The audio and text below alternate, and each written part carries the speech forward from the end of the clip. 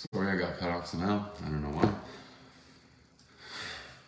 So we were in the middle of explaining what the Rebbe is saying, that everyone has to tell the shluchim, and we were discussing how do you tell someone what their job is? But literally, you're supposed to tell the shluchim that the job of every Jew is to accept Mashiach. And what does that mean? That all aspects of emissarial work of Chabad, and everyone who will listen to the Rebbe, of spreading Judaism and Torah, and spreading the wellsprings of the Chassidus outward, which means to reach everyone, to post memes that have to do with the inner dimension of the Torah as opposed to some other agenda. That is our purpose. Welcome. And it's not just obviously on the internet. How about the guy you meet on the street? That all of that, every ounce of effort we're making in spreading Judaism and Chassidus has to be penetrated with the idea of how this leads to enter the Messianic era. Okay, that's my introduction from the Rebbe. And now I want to learn a little bit of Torah with you. So that's just like the last 2 minutes of a previous video. So please watch that. It got cut off in the middle. Bad hair day for Facebook. So here's a mimer in this book. This is by the first Lubavitcher Rebbe. It's called Mayim Rabim Lo Yuchlu L'Chavlis Ava. Great waters, the verse says, will not extinguish the love of the soul. Ad Vayzi Vayzu Loi. And the Zohar says, when it talks about these great waters, that's the supernal river, Deminei Nafkin Naharin L'Chol Iver, that from them rivers flow forth. So there's a supernal river from which all other rivers spring forth. V'hine hanaras nimshachim min hamaynas, mayanas. So rivers flow from well springs. V'shehamayanas neivi min hatayim, because well springs bubble up from the deep, from the inside of the earth. Umhem nimshachim hanaras, and from them rivers flow. It's hard for me to understand. I always thought it was snow melting on mountains, but I got that completely wrong. Maybe that sort of adds to it a little bit. As it says, the one who sends, and the same word as shaliach is shaleach, he sends out well springs within rivers, and well springs bubble up metachas la'aretz, from beneath the earth. The Alter Rebbe continues. Avol hanares nimshachim begali al pnei kol haaretz v'kachater shenim shalom mayim. So you have well springs that are underneath the earth you can't see. The rivers are the extension of that and allow us to be upon the earth, which is a reference to Torah. Water is likened to Torah. The other way around. Torah is likened to water to teach you this, that the rivers are meant to teach you this, that there is a depth of Torah that's hidden in the earth, and we have to drink of those waters, and you need rivers to do that. As it says, all those who are thirsty go to the water. Yeshba b'chinas mayin. So waters have a wellspring. They have a source where they come up from the earth. Like, have you ever been in like a natural spring? It's kind of cool. As it said, God is wise, but not with a knowable wisdom. So a mortal person cannot become aware of God's wisdom. She'einu musag klal, because it's not at all fathomable. Kemashal hamayin, just like a wellspring, sheneveh metachas la'aretz, which is not accessible, but only when it bubbles up from beneath the earth. Ve'einu nikar v'nigla kol kach, and the source itself is not so revealed. V'yesh bo b'chinas naras, but that wellspring comes out in a river. As it says that a river comes forth from Eden to water the garden conveniently. Shaziv Hashchinam Hamiskalim Gan Eden. So the Garden of Eden was a physical version of paradise. It sort of went away from the physical and is blocked off by these fiery swords. We learned that meant that the elements have a spiritual, like a platonic idea behind them, and that's the heavenly aspect of the Garden of Eden. But that it's in the elements that are physical, like earth, wind, and fire and water, that you can't find it. You can look as hard as you want, you'll never find the Garden of Eden. Just ask Alexander the Great. Shaziv Hashchina Mizgalab Gan Eden Vasagas Razan Deraisa. So you have this model of a river watering the garden, because in the Garden of Eden, in paradise, there's a splendor that shines there called Shechina, and that is from understanding the secrets of the Torah. So by you learning this right now, your soul is literally basking in a glorious radiance called watering the Garden of Eden. That is drawing on this river that comes from Eden. And it comes out into very different streams, as you all know. Check out another person's stream, you don't understand what they're interested in. If you saw all the telecasters on the stream, you wouldn't understand that. I don't own one, but that's what you do when you want to rev yourself up to one day by one. You allow yourself to subject yourself bombardment of pictures of guitars that you want.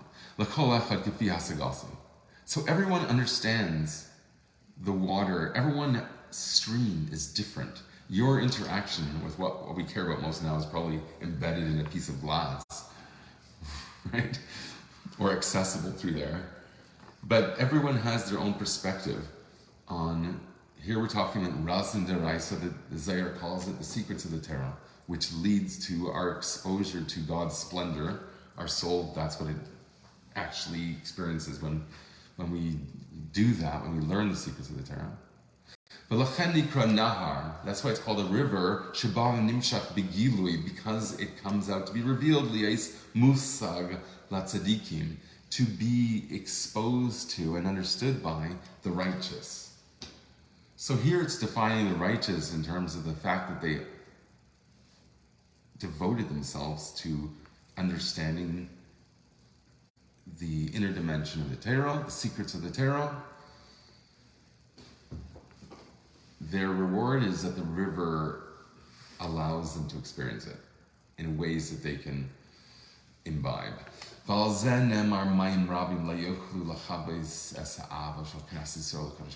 why the verse says, great waters will not extinguish the love of the Jewish souls to Hashem.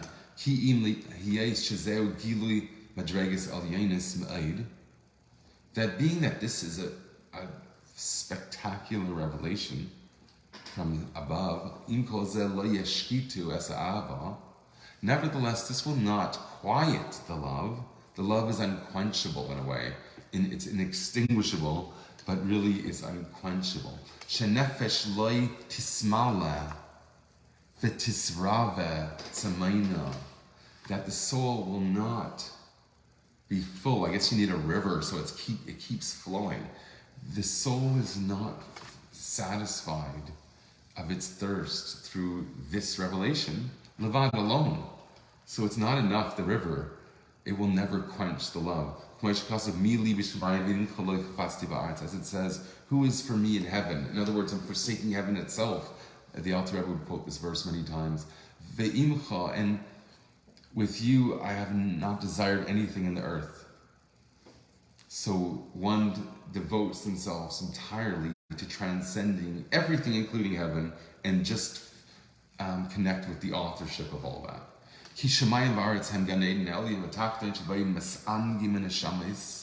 That the heavens and the earth refer to the higher and lower levels of paradise, wherein the soul's pleasure in the Nahar Yisem Eden, from this river that comes out from Eden.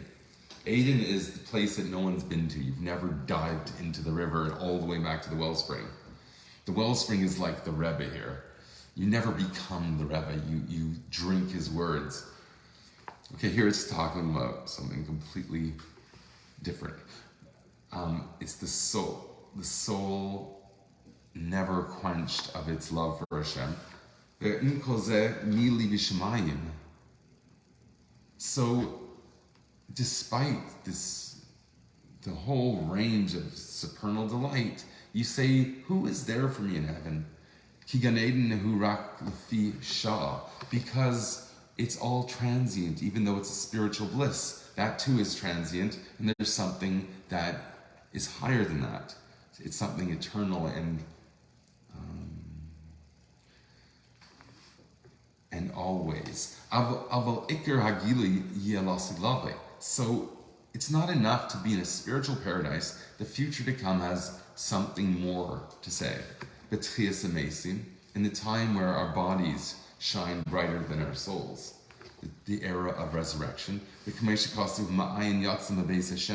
as it says that the wellspring itself comes out from the house of Hashem.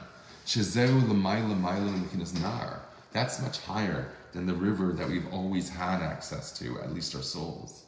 Now it's a time of bringing on the times of Tchias Amesim. Remember, the Tchias Amesim could be as little as 40 years after the beginning of the Messianic era, and it's said that the righteous are to be resurrected first. So that probably means, I'm just guessing here, that there's going to be Ibur Neshama. People are going to get zapped or possessed, not really, but impregnated with, which means inspired by or connected with a higher aspect of their souls as they connect with tzaddikim that just can handle more wattage. So you're going to become engaged with that level of like completely higher than you've ever experienced before spirituality, and you need a body that can handle that. So that spirituality in a refined world that allows there to be the revelation of the purpose of everything cumulatively. So with that kind of righteousness that's going to come into the world through souls, could be through newborn children getting new neshamas, but it seems more reflective of the sources that I've learned with you here, that it's going to be Ibur neshamas. And of course, your new children don't have to go through that. They'll obviously have higher elevated souls that have never, not even related to the first man, Adam Arisha. Completely new neshamas. Incidentally, the Alter Rebbe is said to be a new neshama, and that's the work of the writings we're reading and learning right now. So the wellspring itself is going to come out from the house of Hashem, not just this river.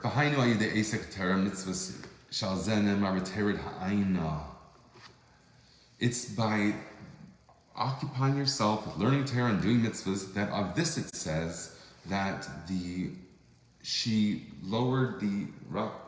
Rivka lowered the bucket into the well, the tamala kada, and filled it up.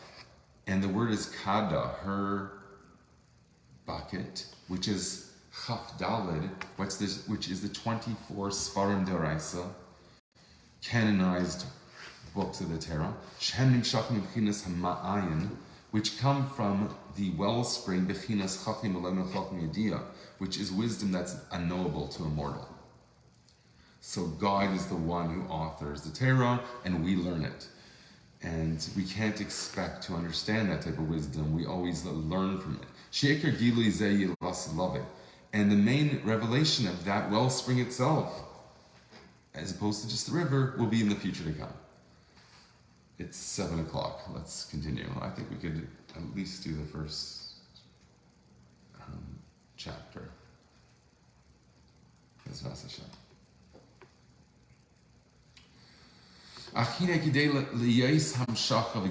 So we introduced this in the previous clip that got cut off as the marriage of Yitzchok and Rivka, and the importance of that, and now we're finally getting to that. We just gave an introduction about sort of two levels. One is a spiritual bliss, and one is an eternal, permanent physical bliss. That's the ultimate divine reward called Eilam Haba. You get that through devoting yourself to Torah and mitzvahs, and we're describing that as lowering the bucket into the well.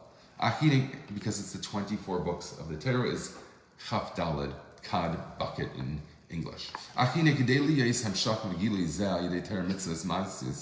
In order to experience the purpose of all your learning and all your good deeds that you do, because you don't necessarily see when you walk Randy across the road, she might hit you with the umbrella, for all you know. And what are you going to do then? You're going to get angry with her? No. You're trying to help. Welcome, Sheila. Good to see you. We're having a jam session today at 11 o'clock in Bagels and Jam. I call it jam and bagels, so first you understand it's not about the bagels. It's more about the jam session. So the person who teaches us about experiencing all the work that we've done, the benefit of it, is learned from from Rivka. Rivka teaches us how to experience that. Shehi asher b'yachalasa, because she is the one who has the power liyais v'tamalakada, to fill up the bucket. V'lahavin mahu b'chinas Rivka. So to understand what Rivka is, you got to understand what Yitzchok is, her intended. Kihine Yitzchok u'lashin tzchak v'tainu, because Yitzchok is laughter and pleasure. We're talking about a very serious person, but he represents the promise, Yitzchok, in the future tense, I will laugh. Someone who devotes himself to a serious life, really works hard to do something good. He might look all crunkled in his face all the time because he's so busy trying to save the world. But it's the promise of the laughter and pleasure that when you have Rivka to allow you to experience what you've done, then you can actually laugh. So Yitzchok is totally lost without Rivka. And everything hinged. Abraham gave all of his fortune, everything he had, to Yitzchok in order to make him attractive to be married to.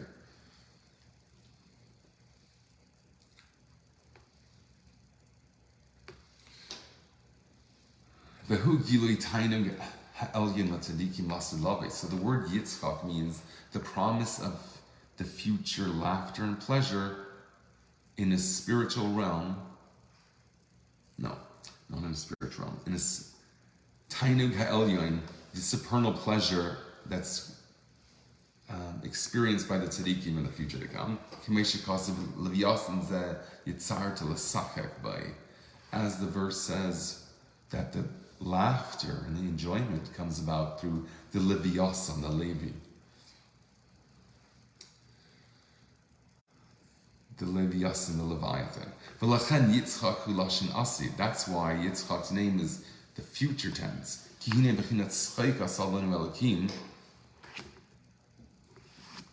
As the verse says, God has made laughter of us. Because laughter is associated with God's name Elohim. Right? There's Yud Ke Vav Ke, which is the sun, and Elohim, which is the sheath, the veil of nature. Hateva is the same gematria, nature, as God's name Elohim. But that is associated with the revelation of pleasure, supernal pleasure. Ve'inyan ki shemesh u'magen havai Elohim. So we just explain this, that God's four-letter name, Yud Ke Vav Ke, is the sun, and the sheath, the ozone layer, is God's name Elohim. Elohim, Shem Elohim hu ha-magen v'nartak, because it's the shield and the sheath for God's name Havaya, ha-mahei v'ma'in liyesh, which creates ex nihilo. From nothing God creates, that's Yud Ke Vav Ke, and then that creation is governed, I guess, by a force called Elohim. Shenartak hu kisui v'halam, because the sheath is a veil and a covering, concealment. Shelo yeh gilui Shem Havaya, so that you would not be stumble across the awareness of divinity unless you're very, very directed, like Avraham was, who discovered his own creator on his own. He didn't have any exposure to any of that. It's a shame because there were righteous people at the time. I guess they didn't accept 3-year-old idolaters into their academy. He was brought up in, not that he was an idolater, God forbid, but he actually broke the idols of his father, Avraham.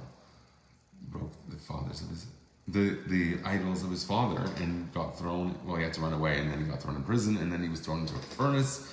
Nice life, but he was given the reward that his children, us, should inherit the world, and no small item.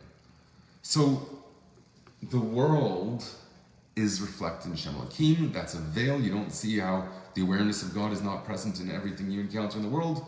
So God's name Havaya is the aspect of divinity that creates ex nihilo. And in order for us not to be smacked with that awareness, Shem Elohim conceals that origin. Except through a veil,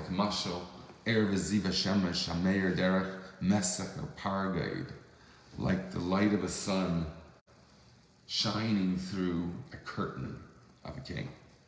I guess you want some light to shine through if you're a king. You don't want to get too tanned on your buns. V'havdila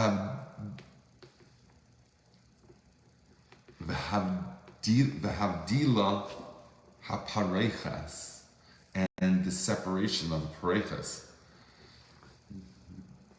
I meant hamburger buns, and the parechas here is the cover to keep the heat in.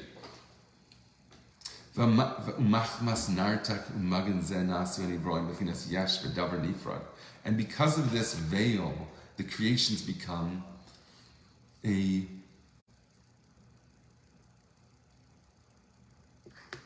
self-aware, discreetly, like dividing their own. My consciousness ends here, and then Hashem begins. So the ego is as small as we are, or big. V'davar nifra, I mean ego here in the positive sense.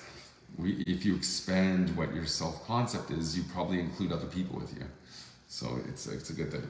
V'davar nifrad, but the yesh has a tendency to separate. You're going to separate everything out, like the billionaires say, all my territory goes as far as Mars, and then the rest you can have, Hashem is yours. So that's a yeshus, it's a self-concept, a self-importance. But this rabbos halavush shimayidei kuf chaf tzeruf elakim. So if you draw like a diagram with Shem Elohim, which is 86, you'd get 120 diagonals or combinations. Nimshach lamata de'asiya.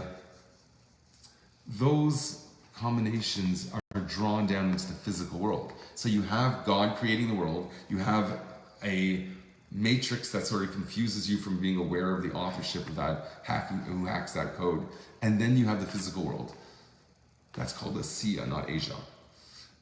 The Hester B'Yeser, which is the absolute ultimate concealment.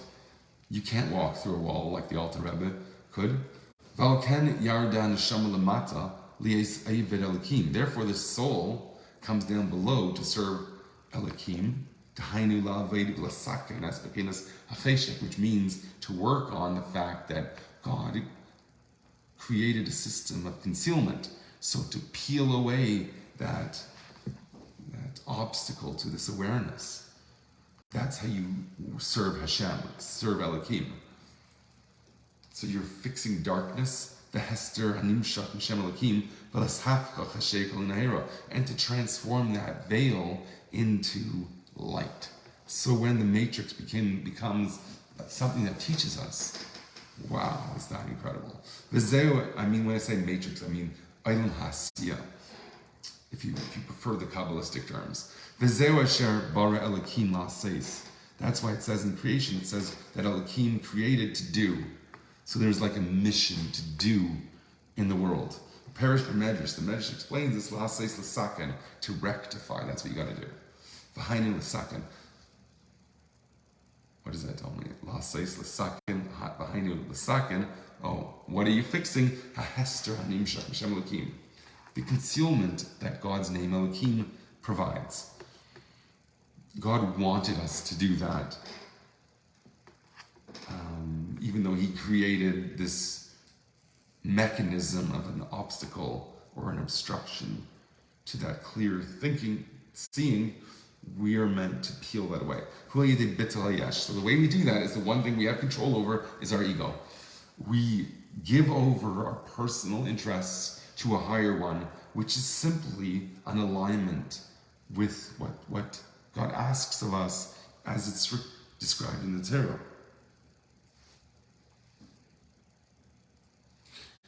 La'ayin, so you're supposed to make yourself disinterested and take on a higher purpose, which can only come from you, right? There's only Hashem. There's nothing outside of Hashem. So although we discern ourselves and say we're separate, we're different, and we're an ego, we allow ourselves to realize that really we're part of a oneness. And that is what constitutes transforming darkness into light. Your ego now saying it's not about me, it's about Hashem, and then you become this emissary of Hashem. And the emissary is the Eved Melech Melech. Eved Avram Anechi becomes like Avram, who was the king of the world. And this is accomplished. How do you dissolve your ego? That's through giving yourself away in speech, through prayer. And doing Torah mitzvahs. Okay, we're not quite finished the chapter, but my voice seems to be just a little bit more.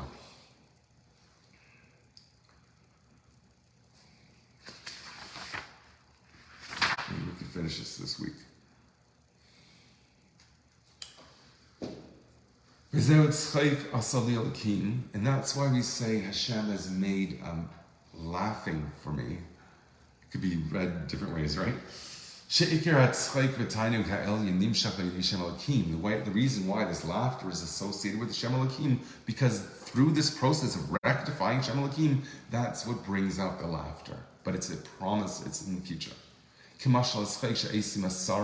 And this, the reason why it's Hashem Elohim, is it also alludes to the ruler aspect of Hashem, which is like a minister. Sarim Shehu Midabar Chadash Kamay Milchama Sa'ari. The schek, the pleasure, the entertainment, the amusement of sarim, of ministers or princes, nobility, is from something that has novelty. And the example it gives, welcome. The example of novelty, so you want to amuse an important person. So God promises to amuse or to entertain or delight your soul. Here the analogy is the way a noble person would probably attend the Roman gladiator fights and see there like a different amusing thing is like a lion with some other beast. From the fact that no one saw that, no one ever imagined like a tarantula against a vulture. Who's going to win? I have no idea. So the king would say, oh, that would be pretty amusing. And he puts on a spectacle, or someone gives him a surprise birthday party with that. So that's the analogy here for understanding the innovative promise of the future redemption. I like to put this in terms of what's occupying our youth at this time in cultural history. Their experience is not about Ukraine. They don't care about Ukraine. They care about their stream. So that seems like a horrific descent. But we know that although we are the lowest generation, like we're devolving, everyone's coming from apes and becoming aliens. We're starting as these great souls, and we're the lowest generation, but we come on the shoulders of giants because we have our internet devoted to accessing good content as much as we can. But everybody else who's not doing that is sort of being swallowed up by a lot of bad. So that looks like, we are in fact the lowest generation, and we have no spiritual we have no character anymore. We have nothing. We're not even present. And I'm trying to find some positive thing about that, because why is it us that get to be the ones to march into redemption? So I think it's like this, and it has to do with the idea, what we're saying here about this novelty, the amusement. We always have to have something more amusing than the previous stream, because you always want to keep streaming down. Someone makes money out of that somehow. So the fact that novelty is what catches us and sucks us in so much is Hashem's way of saying, you think your streams are interesting? Wait till I get going, and the promise of so many miracles and the infinite possibility of an infinite creator doing miracles to amuse you. Here we're talking about something that's trivial, seemingly, to see a lion fight another beast. So the analogy here is of Kach bechinas bitala yash la'ayin. So too is when you take your ego and devote it to Hashem, to the ayin, to what's beyond us. Zeu ischadshus shaniver shenasa yesh v'davar nifrad yuchal levatal esatzmai. This is God's amusement, rather. God's going to sort of express his gratitude for that. But God's amusement, the supernal pleasure, is in the fact that a very troubled ego decides to give itself away to the infinite. Wow, that is fantastic. And every person becomes the object of Hashem's fascination and interest to the infinite degree. So if you didn't have this divine plan where you make a divine aspect of concealment, of veiling the awareness of God,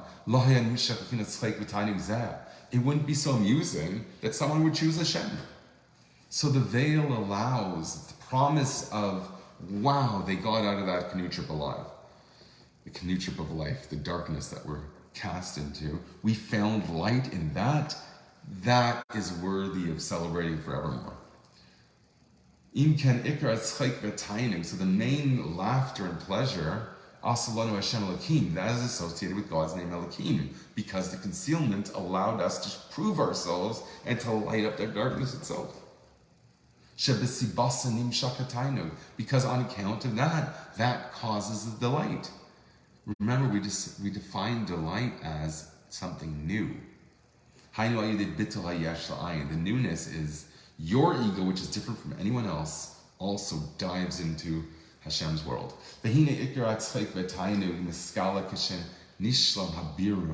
the main pleasure is after the time that we've already come to, according to the prophet of our times, it says we've already done the final rectifications. So when that stage happens, remember the Rebbe said all we have to do is open our eyes to experience this. But when this happens, the Alter was writing 150 odd years before, or 200 years, that tikkun the Shem Elohim. So when this happens and the God's name Elohim, the concealment of the awareness of God, is rectified,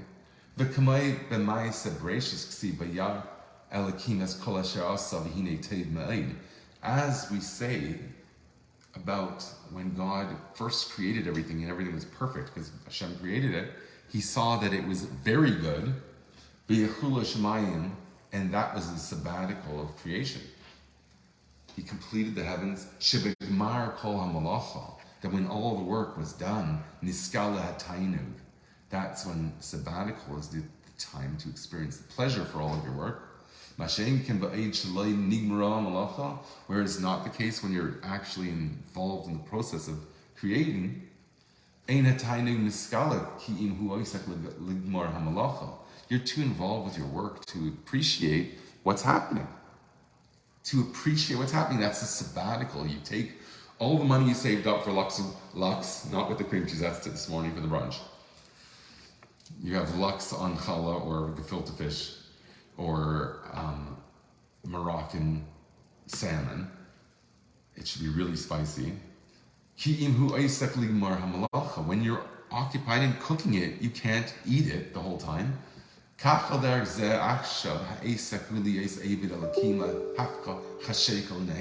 So too now, in our times, we're involved with serving Elokim, which we defined as unveiling the mask and exposing yourself to the awareness of God being the creator of the world, by transforming darkness into light.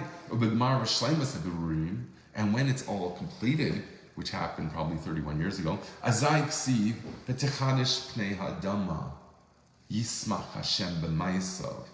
then it says, the face of the earth is renewed.